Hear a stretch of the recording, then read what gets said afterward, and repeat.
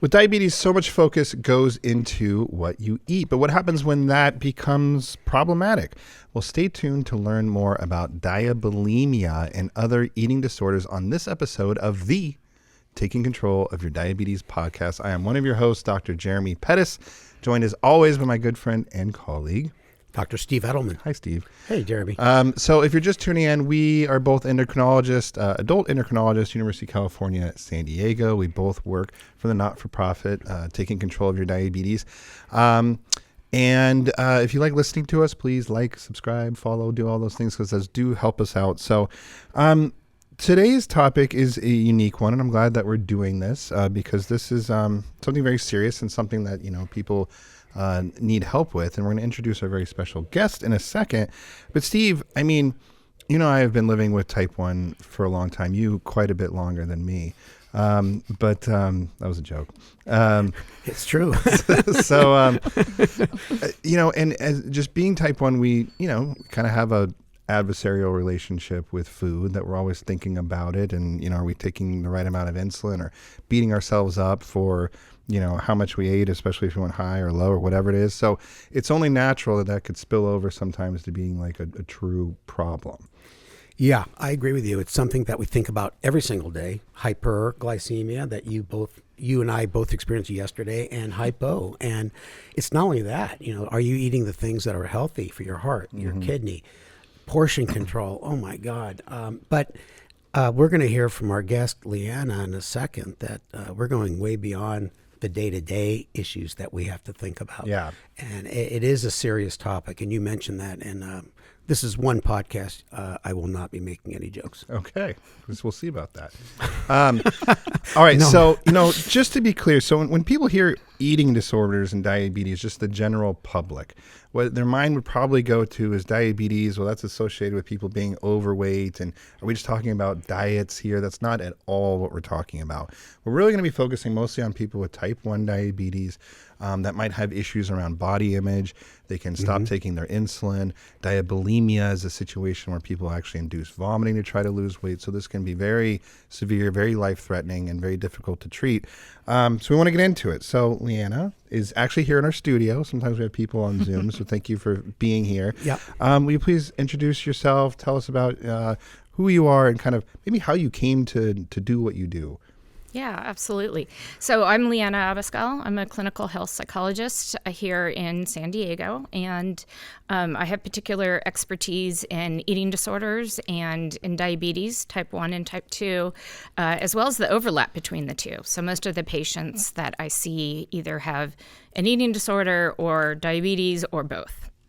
Okay. Yeah. And a lot of people ask, I myself do not have diabetes. My mother had type 1 diabetes, so pretty much grew up with it in the house. All right. Well, we'll give you a pass. And she does things with Bill Polonsky. Yes. And has done something with TCOID in the past. And we appreciate you coming in today and talking about this important topic. Absolutely. So I guess maybe starting with, again, we're going to focus mostly on type 1s. What are some of the common eating disorders that you see, and how common are they in type 1? Is this half of people with type 1? Is this 20%? Like how much of a problem is this? It definitely is a problem for type 1. If we just look at eating disorders in general, prevalence rates, depending on what we're looking at, might be somewhere between 1 and 5% of the population.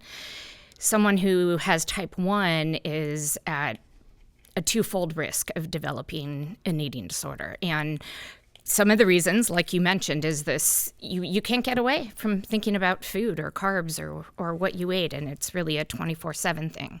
Yeah. So if someone has underlying risk factors for developing an eating disorder and then they develop type 1, it really can create a perfect storm to developing an eating disorder as well. Yeah, and someone with type 1, they have the tools, which is withholding the insulin that they absolutely need to keep their blood sugars in a good range. And as you mentioned when we were talking before, it's mostly women due to societal pressures to look good. And so they have a tool. What the tool is withhold insulin. Which, let's be clear, is completely unhealthy and dangerous. Don't do it. And, so, and also when we were talking, correct me if I'm wrong, but it sounds like you kind of divide these eating disorders into maybe one of diabulimia, people that are actually vomiting to induce weight loss. Diabulimia is people who do not take their insulin. Or minimize their insulin usage. That has nothing Correct. to do with vomiting. No. That's That's a separate one. That's bulimia. It's always good to teach Yes. Jeremy new got stuff. it. All right, so just regular bulimia, let's call it, just bulimia is inducing vomiting. Diabulimia, that is confusing though. It is. It's people that just emit insulin to lose weight. Okay. Typically, yeah. And do those run together? I mean, I'm guessing there's people that vomit and don't take their insulin. You can, absolutely. And there's other compensatory mechanisms someone might use, like, over-exercise, for example. People with cystic fibrosis actually have a higher incidence of diabetes, and many of them will not take insulin as well as their enzymes for CF. So there's other ways that you can manipulate, your basically net calories. So what about along those lines? I suppose anorexia, people that take their insulin and they're doing a good job with that, but they just simply are not don't eating eat enough. Yeah. See that also? Yeah, absolutely. And so I like to think about it as kind of two separate ways, in the sense of there are people with type 1 who omit or don't take all their insulin, and that's what we would call diabulimia. And there are, horrible, severe medical complications to that we can talk about. And then you might have somebody who has type 1 who just happens to have an eating disorder, but they also take care of their diabetes. They actually take their insulin, but they may severely undereat, or they may vomit or overexercise, or, use sort of the traditional compensatory mechanisms. Liana mentioned before we started that she had a patient that would step on the scale in the morning, and if she was above the weight that she wanted, she would not wear her pump that day. Yeah. That's intense. Yeah, that's intense. I mean, that gives me anxiety just thinking about it. Yes. If I didn't have my pump right now, I'd go home. Right. It would freak me out. Yeah. All right. So I'm thinking as we're talking, when somebody finally comes to see you, they've probably been dealing with this for years. I'm guessing. Very often. Tell us about that development. That there's some, maybe they have some underlying health condition, whatever have led to them starting this behavior. And what's the path for them eventually, hopefully, coming to see somebody like you? Yeah. It's hard. There's a lot of ambivalence with eating disorders because people, of course, they want to be healthy, and at the same time, potentially gaining weight is really aversive to them. So they're terrified to, come in and present for treatment, because what are we going to do? We're potentially going to, if they need a weight restore, we'll work on weight restoring. If they need to up their insulin, we're going to focus on upping their insulin, right? And so a lot of times, especially within the diabulimia space, I have family members that are bringing in often their adult children or their spouses. And I have not had a patient. So the only patients that I truly successfully have worked well with diabulimia are the ones that truly want to be there. Yeah. The ones that don't, they may come for a little bit and then they don't come. Sometimes I hear from them years later, and they may come in for treatment. Often it's getting some kind of complication that prompts them to come in for treatment. Yeah, some intervention, family says enough, drags them in. Yeah. I would imagine that they come in and they've already been browbeaten by people that are not very sensitive, like their family members or primary care doctor or even endo that just doesn't understand. And then they're forced to see you. So, that sets up a situation of not getting better. Right. Yeah. And that, in the same way, if someone isn't eating enough, right, there's always the joke that the doctor says, well, eat. We can solve that, just eat. And you might even think that with insulin, right? You were saying you were getting anxious and thinking about not taking all your insulin, right? So it's really easy to look at someone and say, how could you not be taking all your insulin? When there are really strong drives that are leading them to not do that. Okay, so when you see somebody, I guess, part one is the diagnosis, and that probably shouldn't take that long to figure out what the issue is, right. If there is vomiting or emission of insulin.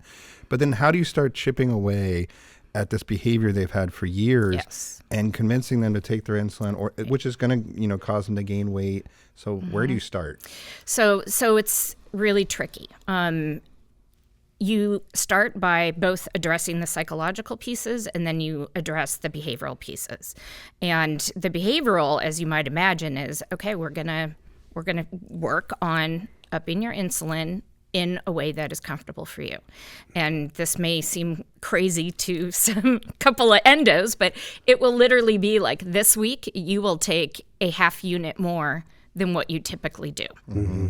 And there's something that's called insulin edema. I'm sure you all know much more about it than me from the medical perspective. But, if you haven't been taking your insulin and you increase it, it also leads to intense water weight gain. Mm-hmm. And I've had one patient who talked about going into the hospital, and they usually take the control away from the patient, and the medical team gives them insulin.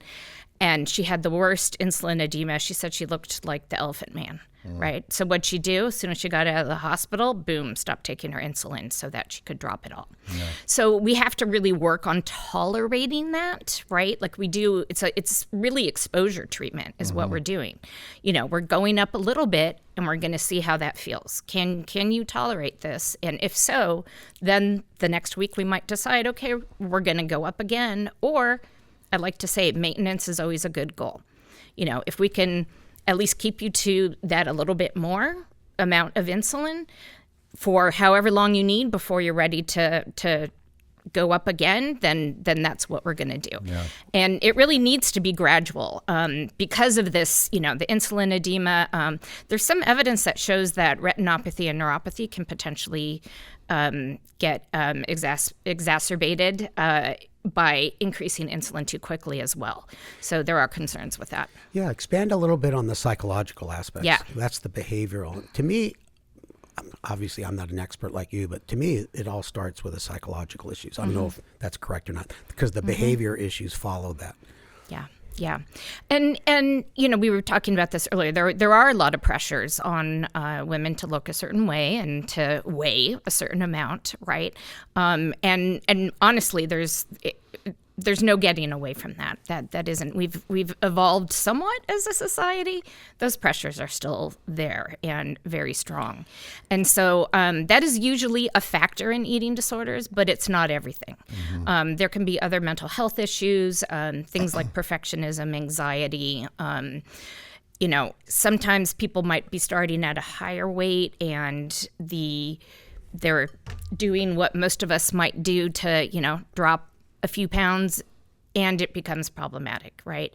It takes over. It's not just okay, I'm not going to eat this, and next week it's like, oh, well, forget that. I want to eat that, right? For them, it becomes something that it's a challenge to keep up.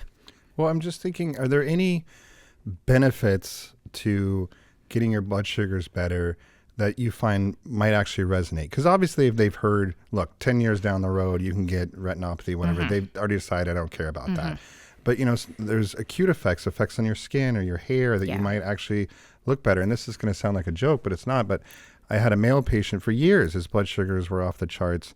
And, I know he'd heard everything. Yeah. And told him this can lead to erectile dysfunction. Yep. And the next day, almost literally, kind of turn it around. So sometimes it seems like something will break through. Do you find that to be true? It's funny that there's a term in public health called wrong reason advertising. So, for example, you probably have seen ads for smoking and erectile dysfunction, right? We really don't want you to smoke because, you're going to get lung disease and other things. But that may not compel you to make a difference, but not being able to perform, well, that might compel you. Yeah. So that is definitely something. When I'm working with adolescents, I actually used to really enjoy mortifying them by bringing up the fact that, oh, do you have a romantic partner? Okay, well, this might be an issue unless we start dealing with this. Also, not being able to drive potentially. So parents and the DMV sometimes, depending on, someone's own management, will limit that. And then I have also had, especially college students. So when people are not taking all their insulin, they get very good at just taking enough to avoid DKA, so they don't end up in the hospital. And it's amazing. They get very good at it over time. Yep. However, of course, that does happen. And I've had college students who get hospitalized and they literally have to forfeit their entire semester in college because of it. So then that becomes a really good motivator for them to, okay, I this can't keep happening. Yeah. Do these folks try to get their hands on GLP-1s, you know, all the commercials about weight loss and all the medications? Yeah. And I think to add to that, because I wanted to ask that question too, let's say they did. Is there a weight that they feel like they've won, or a look, or is this just they're never going to be satisfied? Yeah. There often is no endpoint, which is also why eating disorders is the highest death rate other than opioid overdoses for psychiatric illnesses. Oh, wow. And it has consequences, and people will continue very often without treatment. So the earlier you intervene, the better. Unfortunately, like I mentioned with diabulimia, very often people aren't motivated until they start to have complications from diabetes. Were you going to comment on the yes, GLP-1? The GLP-1. Jeremy got you off track.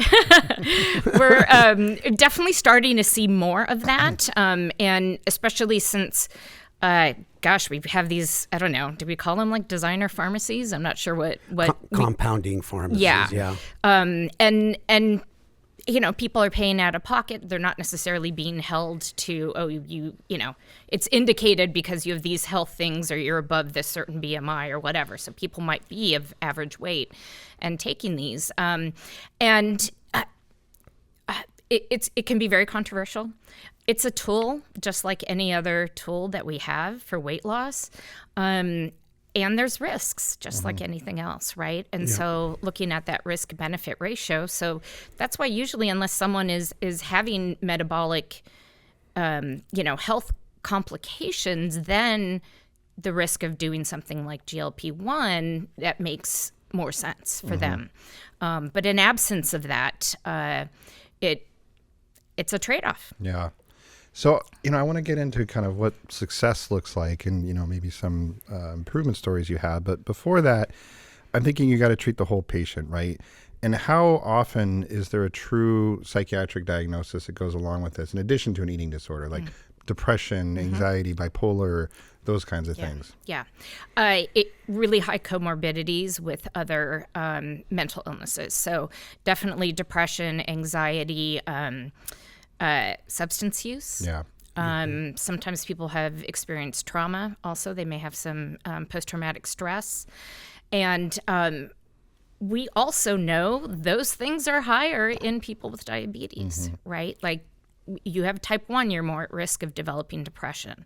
So again, it's that perfect storm that can develop. It's difficult to treat, and it's difficult for the patients. So then I'm feeling like a team's coming together here, right? Like you ideally would have the endocrinologist kind of managing their blood sugars. You're addressing specifically the eating disorder, and then hopefully they have a psychiatrist to prescribe medication. Yeah, potentially if medicine is indicated. Yeah, absolutely. Yeah, and usually it's also the primary care provider. You might potentially be working with a dietitian, depending. So with eating disorders, is very much a team approach, and when someone has diabetes, then of course you want the endocrinologist involved as well. Well, give us a success story, an example of what it looks like. Someone that came to you and wanted help, obviously. Sure. Well, I can think of a couple of them. Let's start with one, though, that actually did not omit insulin. But this was a very interesting case. A gal who was involved in dancing and other things, so additionally a lot of pressure to look a certain way in her teens, developed an eating disorder. She did have type 1, however, she always took her insulin, but really restricted a lot. So she had, her diagnosis was anorexia. She got treatment, she recovered, doing really well. Now into her 20s, she wants to tune up her A1C, right? And she feels like she's not doing very well with carb counting and that kind of thing. And she's absolutely terrified to start to do that because those eating disorder thoughts might come back in. If she starts to really examine what is she eating, what are the carbs, is this too much, is it not enough? And so it was fascinating. She was very proactive and wanting to address this. And so we really worked on how do you most of us eat relatively the same things every day, right? So you don't really have to, like if you're putting, she liked rice bowls with tofu and veggies. Like, well, you don't have to carb count that every single time. You do it once. And then that meal is whatever. So we worked on techniques like that to help her not kind of trigger any of that. And then she would also literally have friends look at the nutritional information for her and tell her the carbs so that she didn't also see the calories and the fat on there. You know what I'm thinking, Jeremy? Liana, there's a new hybrid closed loop system on the market, the pumps that give automatic insulin delivery, and there's no carb counting or anything. You just tell the pump small, medium, or large meal. That just an idea of an application of that type of system. So take some of the mental load off that isn't going to be triggering. Yeah. Well, that's interesting. So you're right. Being very proactive that, look, I've had issues with food before and I'm scared to kind of re-engage and analyze my food. So let's take it out of the carbs and the fat to just, this is my tofu bowl dose and this is my burrito dose or whatever, which is what most of us end up doing anyway. Right. Do I actually count carbs? No, you just give 30 grams. But you're also not terrified of it. Right. You're not terrified it's going to take you down this really dark hole. Yeah. So it's another example of someone who did omit insulin, another young woman in her 20s, who was starting to have some issues with her kidneys and was starting to freak out a little bit.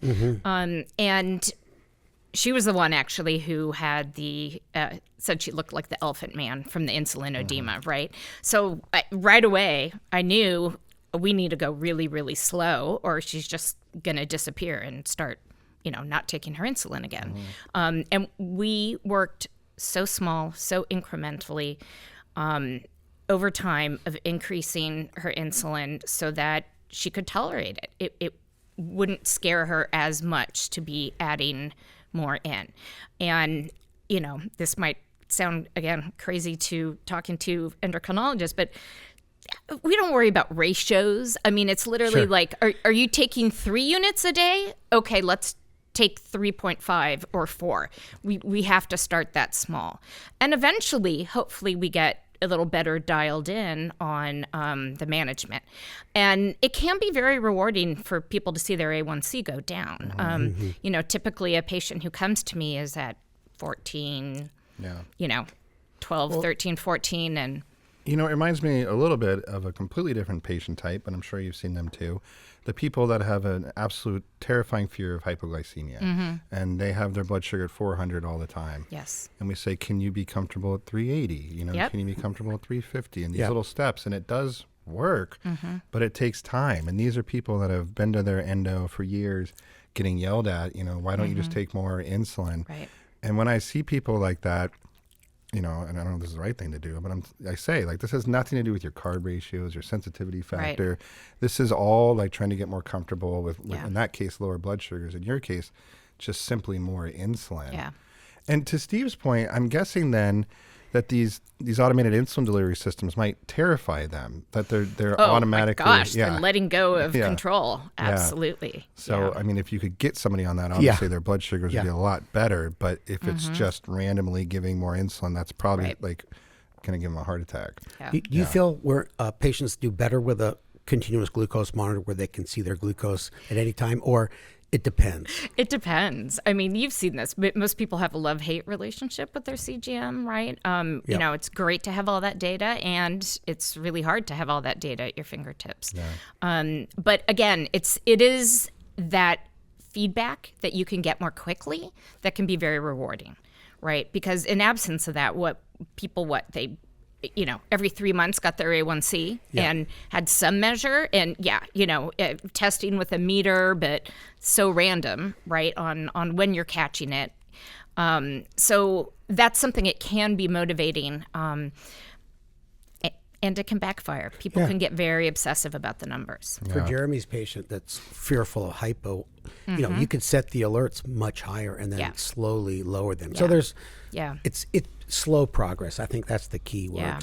Yeah. And it's interesting just to talk about this, because I've worked with patients who, either teenagers that don't want anyone to know they have diabetes at school, or adults who don't want anyone at work to know that they have diabetes. So they intentionally will run high in order to not be at risk for a low.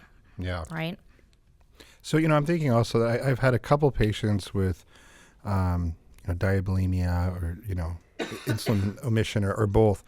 And for me, I suppose as an endocrinologist with limited time, my focus has been trying to keep them safe, like out of DKA. Yes, of course. And I've always just said, if you could at least take your basal insulin every day, and hopefully we get to the mealtime down the road, but if you could at least do that. And that is the first step. Thank you for pointing that out, because it is, safety. Yeah. Safety first, right? Right. And that is usually a little less scary to, I can do my basal. And, try to get people on usually Tresiba. It lasts a little bit longer. It's called Tresiba. I don't know if people know this, because the tray it was initially for 3 times a week because it lasts longer. So, if people miss a dose, maybe it's hanging around a little bit longer to provide some, safety there. I didn't know you spoke French. Yeah, I don't know. Tray. Yeah, there it is. Toujeo too, don't forget. Or Toujeo, yeah, either one of those. And they have been developing these once weekly basal insulins. I don't know if you think that would be helpful in this patient population. That's a great suggestion. I mean, it's helpful for having the insulin on board. It also might increase anxiety. Yeah, a huge dose that you have to take for a week. Yeah, that's true. That's so, true. And so sometimes people have their basal rates lower than what it should, and that's something we work on as well. Yeah, just so people know that, these are in development. And let's say you take 20 units of Lantus a day. The dose you would take of this would be 140 units once a week. And there's concern of providers that just seems like a big number, even though it's the same, marched out over 7 days. It's just for one dose. It's like click, click, click, click, click, click. So we'll see. But that's a good thought. Yeah. We should talk about where should people go. Yeah, that's what I wanted to get into, and maybe start with, again, I bet there's a lot of not fear, but it's hard for people to come see you. So where should they start? Or can they go online, or can they read things, or before they commit to maybe coming in to see somebody? Yeah. Online can be a great place to get a lot of information. There's a Diabulimia Hotline, is an organization that has a lot of resources. They have a conference they put on. They also have referrals to therapists and that kind of thing. The American Diabetes Association, so they also have a section on their website where you can go and find a mental health provider in your area. And these are people who are specifically trained in diabetes. Like you had to have done a certain amount in order to get on this list. And people can talk about their specialties there too, like if it's type 1 or type 2 or both.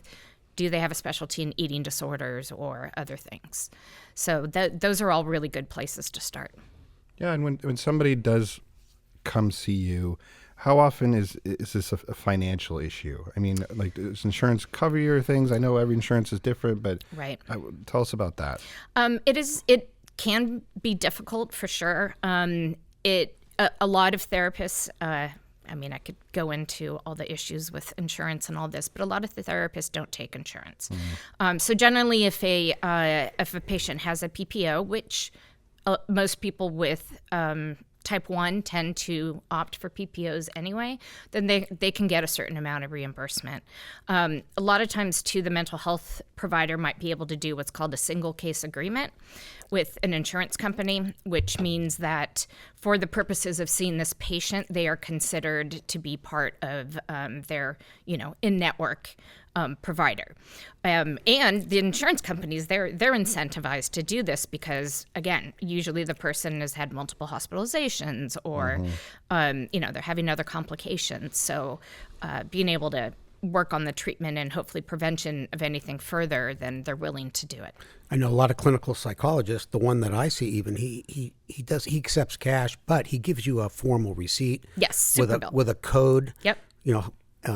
Crazy Edelman, I think DX471. You have your own code. And I mail it into the insurance company, and they pay 80%. Yeah, fantastic. And I mail them all in at the end of the year, so it's easy. Yeah, $20,000 to $30,000 to work on Steve, and he's still crazy. Yeah, and there is a code that is basically psychological issue that is affecting medical disease. Yeah. So you can use that in addition to whether it's eating disorders or depression or other things. So that's also helpful for the insurance companies to see that there are other things that are going on. Yeah. Well, I think in starting to kind of wrap this up, I think takeaways for me are that, this is fairly common. And obviously, Steve and I have seen many patients with this. We hear about this. So for people to know that it's common, other people are going through this, treatment is available. People can get better. There is kind of a way out of this, I suppose. So it's been, enlightening, and hopefully for people that are listening, they realize that they're not alone. They're not alone, for sure. And or if parents or friends are listening, and maybe it is time to at least haul them in to start the process. Right. And I'd say healthcare providers that are listening, and I'm thinking for myself, I might have missed it multiple times, but it's kind of a level of awareness now that, if someone comes in with a super high A1C and there's other telltale signs, I might think about that and start talking about that, because I feel confident that I probably have missed a couple eating disorder folks. Yeah. And I think it's hard for someone in your position, because the average person who's not taking their insulin, who doesn't want to take it in order to lose weight, isn't going to tell you that they're not taking their insulin. Yeah. Right. And so there's kind of that trust that needs to be built up. And I have patients lie to me all the time. And I tell them, I know you're going to lie to me, and I love confessions. And that also helps them to come forward and say, like, when you asked this and I said that, well, really it's this. So it just helps to kind of get over that, almost embarrassment or shame of what they've been hiding. Yeah. Well, and I'd say to, conclude, thank you so much for doing this. Of course. It's really great to have an expert help us, guide us through this, because without you here, this would have been much more medical. And Steve misses this diagnosis all the time anyways, apparently. So I was being honest. Is there ways that people could find you, or can go to your website, or anything that you want to leave people with? Yeah, sure. I do see patients in private practice. I'm based in California and do telehealth, so patients need to be in California. I have a website, which is literally just my name, so Liana Abascal. Okay, and that's obviously will be in the little notes of the podcast to find that. So thanks so much for doing this. This has been great. Thanks, Steve, as always. And again, hope you guys enjoy this. Make sure to share, like, subscribe, follow. I need some more words there. But hope to see you guys in the next one, or at least you'll be listening on your podcast app. Thanks again. Thank you. Thank you.